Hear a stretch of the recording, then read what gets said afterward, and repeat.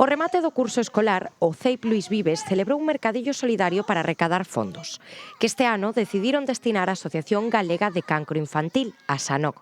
Esta actividade ven posposta desde o mes de xuño do ano pasado, no que nas xornadas culturais que se levan a cabo no centro se organiza un mercadillo solidario onde se recadan fondos para despois doar a diversas institucións.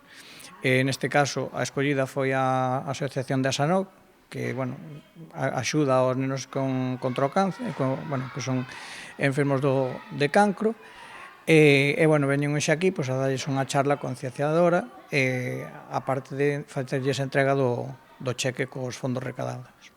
A cambio desta doazón, a SANOG impartiu diferentes charlas ao longo da mañá para darlles a coñecer aos estudantes como é esta enfermidade, como se trata e, sobre todo, como podemos apoiar a quenes a están padecendo ou se reincorporan á escola despois da súa recuperación.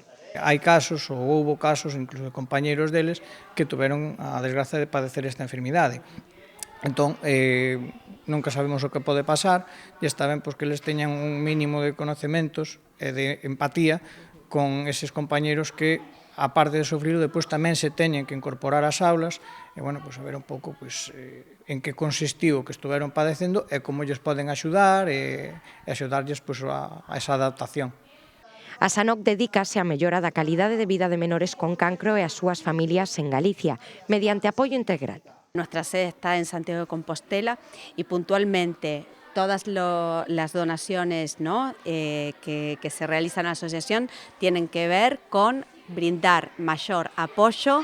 Bueno, en mi caso como psicóloga, ¿no?, digamos, tenemos gabinetes de psicología a lo ancho e largo de todo Galicia, pues moitas veces as familias teñen que desplazarse, ¿no?, deixar os seus sitios de referencia, ¿no?, onde viven para aplicar tratamientos, pero logo volven, ¿no?, volven a casa. Entón, poder darles ese acompañamiento tamén psicolóxico nos seus sitios de residencia. Basámonos en dous contos.